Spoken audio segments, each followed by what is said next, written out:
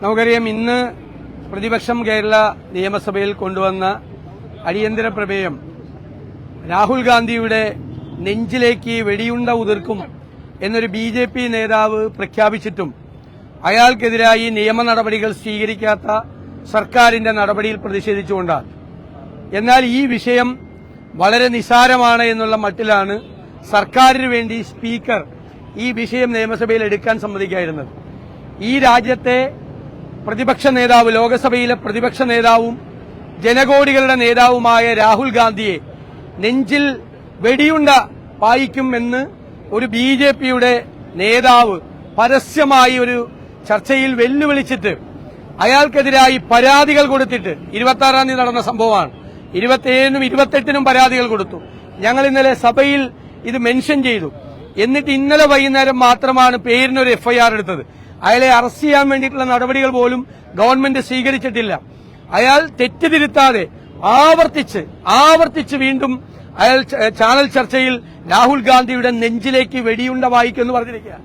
ഈ പിണറായി വിജയൻ കേരളത്തിലെ മുഖ്യമന്ത്രിക്കെതിരായി ഒരു വിമർശനം ആരെങ്കിലും ഏതെങ്കിലും സോഷ്യൽ മീഡിയ ഹാൻഡിലിൽ ഉന്നയിച്ചാൽ അവനെ അറസ്റ്റ് ചെയ്യുകയും അവന്റെ വീടും ഓഫീസും റെയ്ഡുകയും ചെയ്യുന്ന ഈ ഗവൺമെന്റ് രാജ്യത്തെ ഏറ്റവും സമുന്നതനായ നേതാവിന്റെ നെഞ്ചിൽ വെടിയുണ്ട വായിക്കുമെന്ന് പറഞ്ഞ BJP നേതാവിനെ സംരക്ഷിക്കുകയാണ്.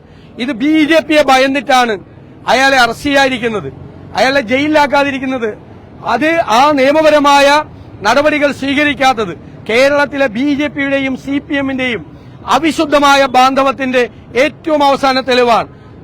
ഞങ്ങൾ പ്രക്ഷോഭണം സംസ്ഥാന തലത്തിൽ കോൺഗ്രസ് ഇന്നലെ പ്രക്ഷോഭണം നടത്തി വ്യാപകമായ സമരങ്ങൾ നടത്തിയാണ്. ഇന്നത് UDF കൂടി ഏറ്റെടുക്കുകയാണ്. ഇന്ന് സംസ്ഥാനത്തുടനീളം UDF പ്രവർത്തകർ വ്യാപകമായി ഈ ഗവൺമെന്റിന്റെ ഈ തെറ്റായ നയത്തിനെതിരെയും ഇത് പ്രഖ്യാപിച്ച BJP നേതാവിനെ സംരക്ഷിക്കുന്ന സംസ്ഥാനത്തെയും ദേശീയ തലത്തിലെയും BJP നേതാക്കൾക്കെതിരായും അതിശക്തമായ പ്രചരണവും സമരവുമായി കേരളത്തിലെ UDF പ്രസ്ഥാനം മുന്നോട്ട് പോകും.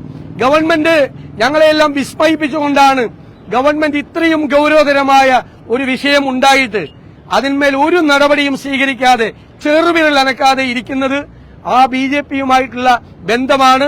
അത് കേരളത്തിലെ ജനങ്ങളുടെ മുന്നിൽ ഞങ്ങൾ അതിശക്തമായി തുറന്നു കാട്ടുക തന്നെ ചെയ്യും. രാഹുൽ ഗാന്ധിയുടെ നേരെ നടക്കുന്ന ഈ ആക്രമണത്തെ ഞങ്ങൾ ജീവൻ കൊടുത്തും പ്രതിരോധിക്കുക തന്നെ ചെയ്യും.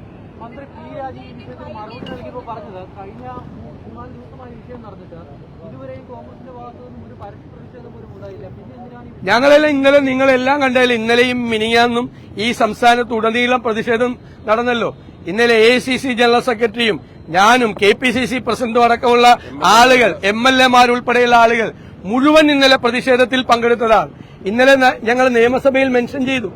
അപ്പൊ നമ്മൾ വിചാരിക്കുന്നത് ഇതുപോലത്തെ ഒരു ഗുരുതരമായ കേസിൽ ഞങ്ങളെല്ലാം പത്രസമ്മേളനത്തിൽ അതിശക്തമായ നടപടിയെടുക്കണമെന്ന് പറഞ്ഞു.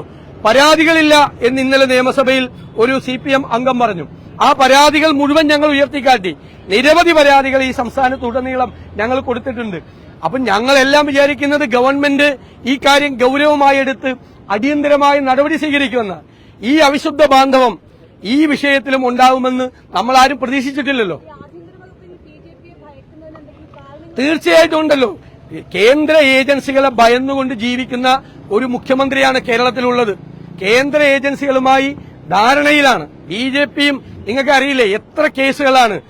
മഞ്ചേശ്വരം ഉപതെരഞ്ഞെടുപ്പ് കേസ്, കൊടകര കുഴൽപ്പണ കേസ് ഉൾപ്പെടെയുള്ള തൃശൂർ പൂരം കലക്കിയ കേസ്, ADGP RSS നേതാവിനെ കണ്ട കേസ്, ഇതെല്ലാം ഒതുക്കി തീർക്കല്ലേ ഗവൺമെന്റ്. എല്ലാം BJPക്ക് അനുകൂലമായി 4-5 കേസുകളാണ് ഇതുവരെ ഒതുക്കി തീർത്തത്. തൃശൂർ പൂരം കലക്കാൻ BJPക്കാർക്ക് ഒത്താശ ചെയ്തു കൊടുത്തില്ലേ? എന്നിട്ട് എവിടെ പോയി ആ കേസ്? അവിടുത്തെ DGP റിപ്പോർട്ട് ചെയ്തിട്ട് പോലും അതിൽ കുറ്റവാളിയായ ADGPയെ സംരക്ഷിക്കുകയല്ലേ? ആ ADGPയല്ലേ RSS നേതാവിനെ കാണാൻ പിണറായി വിജയൻ പറഞ്ഞയച്ചത്? എന്തുപറ്റി? കൊടകര കുഴൽപ്പണ കേസിൽ ഒരു BJPക്കാരൻ പോലും അറസ്റ്റിലായില്ലല്ലോ, എല്ലാ തെളിവുകളുണ്ടായിട്ടും. മഞ്ചേശ്വരം കേസിൽ 1 കൊല്ലത്തിനകം സമർപ്പിക്കേണ്ട കാര്യം സമർപ്പിക്കാതിരുന്നതുകൊണ്ടാണ് ആ കേസ് തള്ളിപ്പോയത്. കഴിഞ്ഞ ദിവസം അടിയന്തരപ്രമേയെല്ലാം ചർച്ചയ്ക്കെടുത്തപ്പോൾ ഞങ്ങൾക്കൊന്നും മറച്ചുവെക്കാനില്ലാത്തതുകൊണ്ടാണ് ചർച്ചയ്ക്കെടുത്തതെന്നാണ്. ഇന്നിപ്പോൾ നോട്ടീസ് പോലും ഇന്ന് ചർച്ചയില്ല, നോട്ടീസുമില്ല. കാരണം ഒരുപാട് കാര്യങ്ങൾ മറച്ചുവെക്കാനുണ്ട്. ഈ BJP ഈ ചർച്ച നടത്തിയാൽ BJPയും കേരളത്തിലെ CPMും തമ്മിലുള്ള ഈ അൺഹോളി നെക്സസ്, അവിശുദ്ധമായ ഈ ബാന്ധവം കൂടുതൽ പുറത്തുവരും എന്നറിയാവുന്നതുകൊണ്ടാണ് അത് ചർച്ച ചെയ്യാൻ സമ്മതിക്കായിരുന്നത്. ഞങ്ങൾക്ക് ഒറ്റ ചോദ്യമാണ് കേരളത്തിലെ മുഖ്യമന്ത്രി പിണറായി വിജയനോട്. ഇത് നിസ്സാര സംഭവമാണോ? രാഹുൽ ഗാന്ധിയുടെ നെഞ്ചിൽ നിറയൊഴിക്കും എന്നൊരു BJP നേതാവ് അദ്ദേഹത്തെ ഇല്ലാതാക്കും എന്ന് പറഞ്ഞതൊരു നിസ്സാര സംഭവമാണോ? അതിന് മറുപടി പറയണം, പിണറായി വിജയൻ മറുപടി പറയണം. അല്ല, അതെ, ഞങ്ങളത് പറഞ്ഞോട്ടെ. ഭരിക്കുന്ന ഒരു ഗവൺമെന്റ് ഇതിനെതിരെ പ്രതിഷേധമൊന്നും ഉയർന്നില്ല എന്ന് പറയുന്നത് എവിടുത്തെ ന്യായമാണ്? ചാനൽ ചർച്ചയിലൂടെ രാഹുൽ ഗാന്ധിയെ പോലെയുള്ള ഒരു ദേശീയ നേതാവിന്, അദ്ദേഹം ഈ സംസ്ഥാനത്ത് ഇടയ്ക്കിടയ്ക്ക് വന്നു പോകുന്ന ആളാണ്, അദ്ദേഹത്തിന് നെഞ്ചിൽ വെടി ഉതിർക്കണം എന്ന് പറഞ്ഞാൽ ഒരു ഊമക്കത്ത് കിട്ടിയാൽ അതിന്റെ പേരിൽ പോലീസ് കേസെടുക്കണ്ടേ? നിയമവാഴ്ച ഉറപ്പുവരുത്തുന്ന ഒരു ഗവൺമെന്റ് ഇത് നിസ്സാരം എന്ന് പറഞ്ഞത് എങ്ങനെയാണ്? പ്രതിപക്ഷത്തിന്റെ പ്രകടനവും പാർട്ടിയുടെ പ്രതിഷേധമൊക്കെ നോക്കിയിട്ടാണോ ഭരിക്കുന്ന ഗവൺമെന്റ് ഈ കാര്യത്തിൽ? അദ്ദേഹം സെക്യൂരിറ്റിയുള്ള ആളാണ്, ഹൈ പ്രയോറിറ്റിയിൽ രാജ്യം കൊണ്ടു നടക്കുന്ന ആളാണ്. അദ്ദേഹത്തെ വെടിവെച്ച് വെല്ലും എന്ന് ചാനൽ ചർച്ചയിലൂടെ പറഞ്ഞാൽ ഇന്ത്യ ഗവൺമെന്റ് അത് ഗൌരവമായിട്ട് എടുക്കണമല്ലോ. പിന്നല്ലേ സംസ്ഥാന ഗവൺമെന്റ് ഈ നിയമസഭയിൽ അത് ഒരു നിസ്സാര സംഭവം അങ്ങനെയാ പറഞ്ഞത്. അത്ഭുതകരമായിരിക്കുന്നു.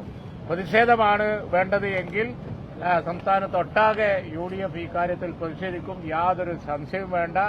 BJP നമുക്കറിയാലോ, ഇന്ത്യ മുന്നണി ബീഹാറിൽ രാഹുൽ ഗാന്ധി പര്യടനം നടത്തിയ സന്ദർഭത്തിൽ ഒരു പ്രസംഗത്തിന്റെ പേരിൽ അവിടെ ഹർത്താൽ നടത്തി, പ്രതിഷേധം നടത്തി. എന്തെല്ലാം ആക്ഷനാണ് അവിടുത്തെ ഗവൺമെന്റ് ഇന്ത്യ മുന്നണിയിലെ എല്ലാ പാർട്ടികൾക്കും എതിരായി എടുത്തുകൊണ്ടിരിക്കുന്നത്? ഇവിടെ ചാനൽ ചർച്ചയിലൂടെ ഇന്ത്യയുടെ പ്രതിപക്ഷ നേതാവിനെ, പാർലമെന്റിലെ പ്രതിപക്ഷ നേതാവിനെ, ശ്രീ രാഹുൽ ഗാന്ധിയെ കൊല്ലുമെന്ന് പറഞ്ഞാൽ അത് നിസ്സാര കാര്യമാണോ? ആ നിസ്സാര കാര്യം എന്ന് പറഞ്ഞത് തന്നെ തീരെ ശരിയായില്ല. ഞങ്ങൾ വിചാരിച്ചത് അറസ്റ്റ് ചെയ്തിട്ടുണ്ട് തുടങ്ങിയ നടപടികൾ അസംബ്ലിയിൽ പറയുന്നതാണ്. അതുണ്ടായില്ല.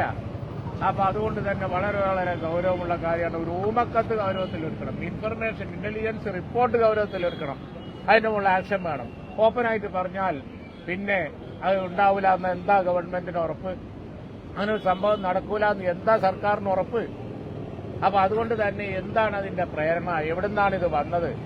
ആരാണ് ഇതിന്റെ പിന്നിൽ? ഇതൊക്കെ നോക്കൽ ഗവൺമെന്റിന്റെ ഉത്തരവാദിത്തമാണ്. അതുകൊണ്ട് തന്നെ ഇന്ത്യ കണ്ടതല്ലേ വെടിവെപ്പുകള്?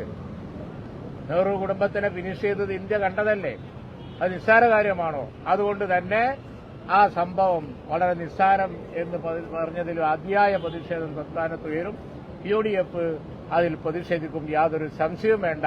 തീർച്ചയായും ഇത് എന്താ പറയാ, പ്രതിപക്ഷം ആരോപിക്കുന്നത് പോലെ ഗവൺമെന്റിന്റെ ഒരു നിസ്സാരം എന്നുള്ളത് ഒരു അൺഹോളി അലയൻസായി ആരെങ്കിലും സംശയിച്ചാൽ അവരെ കുറ്റപ്പെടുത്താൻ കഴിയില്ല.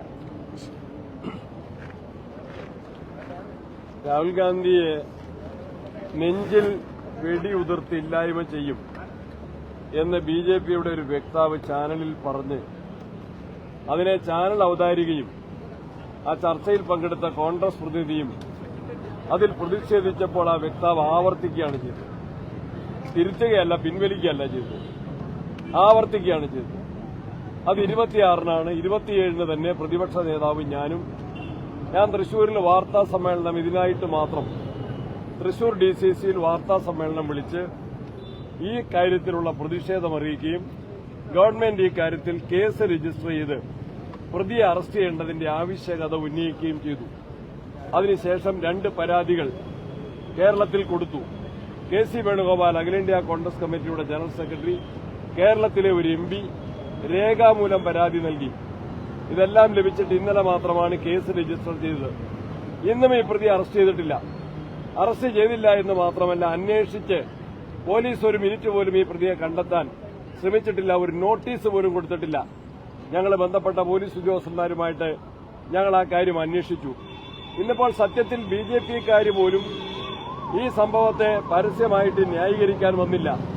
എന്നാൽ കേരളത്തിലെ ഇടതുപക്ഷ ഗവൺമെന്റ്, CPMന്റെ മന്ത്രിമാരും MLAമാരും മുഖ്യമന്ത്രിയുടെ മൌനത്തിൽ സ്പീക്കർ ഉൾപ്പെടെ ഈ പ്രതിയെ സംരക്ഷിക്കുന്ന ഏറ്റവും നടുക്കുന്ന നിലപാടാണ് ഇവർ സ്വീകരിച്ചത്. ഇവരുടെ BJP ബാന്ധവത്തിന്റെ പരസ്യമായ പ്രകടനമാണിത്. ഇതിൽ അതിശക്തിയായ പ്രതിഷേധമുണ്ട്. രാഹുൽ ഗാന്ധി ഇവിടെ കുഞ്ഞാലിക്കുട്ടി സാഹിബ് പറഞ്ഞതുപോലെ നെഹ്റു കുടുംബത്തിന്റെ പാരമ്പര്യം നമുക്കറിയാം, ത്യാഗമറിയാം. മഹാത്മജിയെ കൊല ചെയ്തവർ, ഇന്ദിരാഗാന്ധിയെ ഇല്ലായ്മ ചെയ്തത് നമ്മൾ കണ്ടു. രാജീവ് ഗാന്ധിയുടെ ജീവൻ നഷ്ടപ്പെട്ടത് എങ്ങനെയെന്ന് നമുക്കറിയാം. ആ കുടുംബത്തിന്റെ എല്ലാ പ്രയാസങ്ങളും കണ്ടറിഞ്ഞ രാഹുൽ ഗാന്ധി ഇന്ത്യയുടെ പ്രതിപക്ഷ നേതാവായി ഈ രാജ്യത്തെ ജനാധിപത്യത്തിന്റെയും മതേതരത്വത്തിന്റെയും സംരക്ഷകനായി, വോട്ടവകാശത്തിന്റെ സംരക്ഷകനായി, പൌരാവകാശത്തിന്റെ സംരക്ഷകനായി പാർലമെന്റിനകത്തും പുറത്തും ജനങ്ങൾക്ക് പ്രതീക്ഷ നൽകുന്ന രാഹുൽ ഗാന്ധിക്കെതിരെ ഇത്തരത്തില് പരസ്യമായ ഒരു വധഭീഷണി ഉയർന്നിട്ട് കേരള സർക്കാർ അനങ്ങുന്നില്ല എന്നത് ഏറെ പ്രതിഷേധാർഹമാണ്. ആ പ്രതിഷേധമാണ് ഇന്ന് വൈകുന്നേരം UDF പഞ്ചായത്ത് തലങ്ങളിൽ പ്രകടനം നടത്തിക്കൊണ്ട് അതിശക്തമായ പ്രതിഷേധവുമായിട്ട് ഞങ്ങൾ മുന്നോട്ട് പോകും. സ്പീക്കർ സ്വീകരിച്ച നിലപാട് ഞെട്ടിപ്പിക്കുന്നതാണ്. അദ്ദേഹം രാഹുൽ ഗാന്ധിയുടെ പേര് പോലും പരാമർശിക്കാൻ തയ്യാറായില്ല. ആരാണ് രാഹുൽ ഗാന്ധി എന്ന് കേരള സ്പീക്കറെ ഞങ്ങൾ പഠിപ്പിക്കണമോ? പേര് പോലും പറയാൻ തയ്യാറായില്ല.